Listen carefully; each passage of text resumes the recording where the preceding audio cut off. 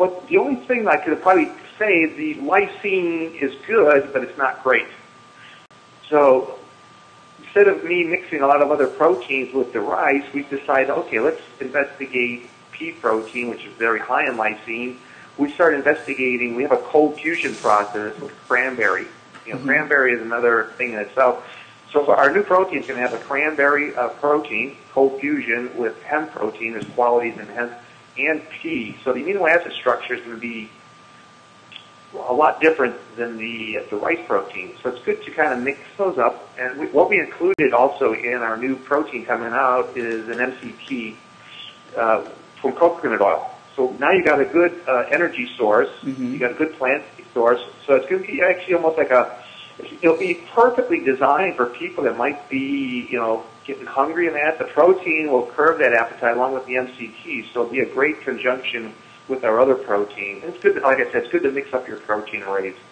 So you could put a scoop of each in, or you can have one pea protein in the morning, or one rice later in the day. So, like I said, if you are going to eat more frequent meals, it's kind of good to have a couple protein shakes that's very absorbable and usable by the body. So we want to be kind of known as good creators of plant-based protein that actually tastes good.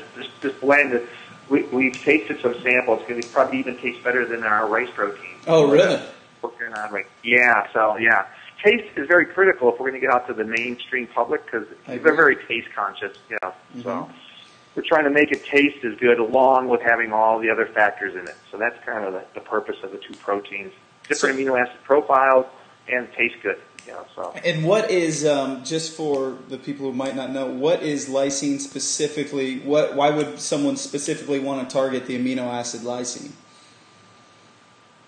Lysine, well, basically it's the only one. Pea, that was always the thing in the past. Rice proteins in the past, they didn't use all components, the bran and the endosperm layer. When we designed the Sunwarrior protein, we used all components of the rice, the bran, the endosperm layer, everything, which made it more of a complete protein. So what I'm saying, the lysine is still good in our rice proteins, but now it's actually off the charts with the pea protein. Pea protein, probably the strongest amino acid on there is lysine. It's really high. So if you have one pea protein shake during the day and one rice protein, the array is equivalent to any eggs or meat or whey or any of that stuff. So a lot of the industries try to pick plant-based proteins apart, saying, well, the lysine's not as high as whey or whatever. Well, pea protein's actually higher, so that's kind of the reason why we can never have that excuse if you're like in the whey protein. That was always the thing. Well, whey is a little bit higher in lysine. That's not the only thing, but it changes the pH balance in your colon, and it's acidic, and most people get allergic after about 6 to 8 weeks on whey. Usually, I did. I mean, when I was bodybuilding, I always had my stomach was always bloated. Bloating. Didn't feel right. Yeah, and that was one of the reasons. I didn't know any better. I didn't know about the pH balance in your colon and the fermenting. I never felt quite right on it. It didn't feel as clean as I do now. When you go to a really clean protein, you'll feel clean in your body. You won't get no gas or bloating because your body's absorbing it. So. It's not really going to affect the uric acid levels at all. That's another thing that I've heard a lot about. Exactly. Well, that's what happened to me. Like, there's a famous bodybuilder that I had a conversation with. His name was Bill Pearl. He actually won the Mr. Universe when he was in his 40s on he called it a lacto-ovo vegetarian diet. But he had so much uric acid in his crystals. He was a big meat eater, big heavy protein eater. He's like one of the only pro bodybuilders that was a kind of a lacto-ovo vegetarian.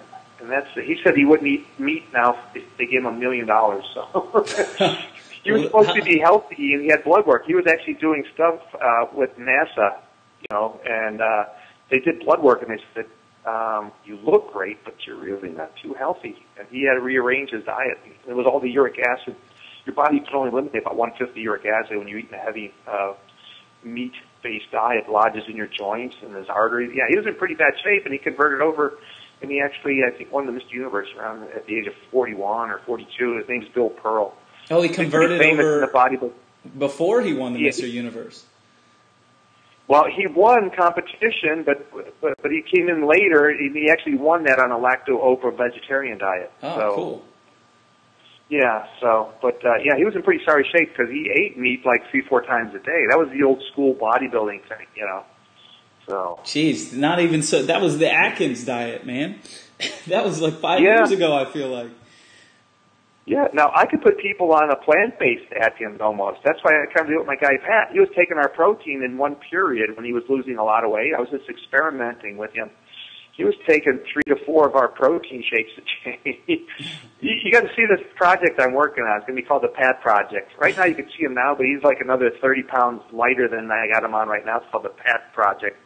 And I filmed him like every 3-4 weeks. But he started at 352, and he was like 204 yesterday. Wow. But he's actually leg pressing. He's actually leg pressing with me. He's doing like 18 to 20 plates. Our leg press machine, you can only put like 20 plates on it. It's close to 1,000 pounds for reps. So he lost 150 pounds and doubled and tripled his strength on a plant-based diet. But I got the protein in there and the green, all the goodies in there. So it's kind of a fun thing you can put on muscle on a plant-based diet, clean muscle. And all his stuff is perfect now. His blood, he had blood work done, his testosterone levels up. He was almost like on a diabetic side. That's all perfect. His blood pressure's good now. I mean, he was in such a sorry shape when I first seen him after 15 years. I said, I got to do a documentary with you. If I'm going to work with you, you're going to have to do everything I say. And he has been. So it's kind of cool little journey that he's on. So. Yeah, it sounds like it, man. That sounds pretty fantastic. When are you going to be putting that out?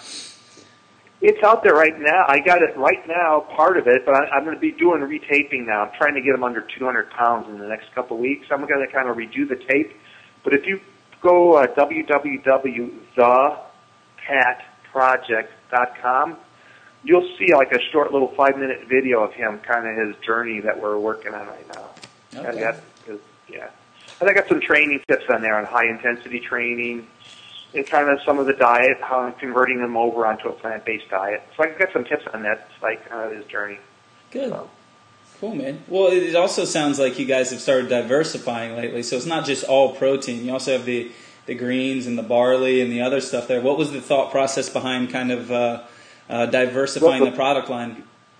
Yeah, the barley is high in beta-glucans. It brings your white T cells. David Wolf actually likes the barley. That is activated. It's a great energy source. So a good meal would be our protein, good plant-based protein. The activated barley is a good energy source over a 2-3 hour period. Fairly low calories, but it'll sustain you over 2-3 hours. And that's the key to dieting. How can I get the most nutrients in and keep my calories down where I feel good and have energy? So what I had Pat on, I had him on the protein. I had him on the activated barley, a tablespoon or 2 of the activated barley with the protein, so it's a slow-burning carb.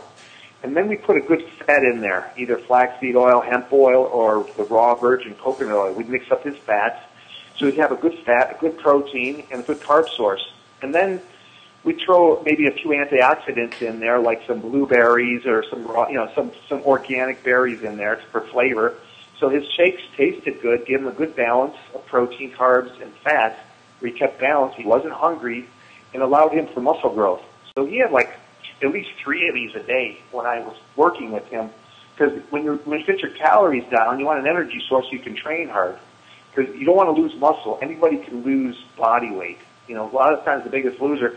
They should put them on a fat underwater weighing. We can actually see your muscle and fat. Mm-hmm. Pat actually put on muscle. See, Pat was actually growing muscle while burning fat because I had his nitrogen level, his protein levels up to allow for muscle growth. I had his energy up by having a good, clean diet with high octane fuel.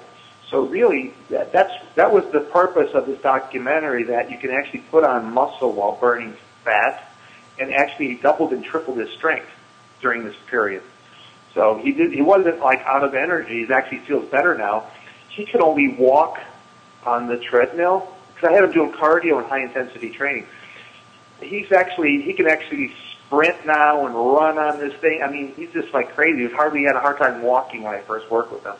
So he's actually doing high-intensity cardio, which he actually does a sprint, then cools down, does another sprint, and then he does longer sessions. So I'm mixing up his training protocol. So, so the training and dieting is almost the same thing.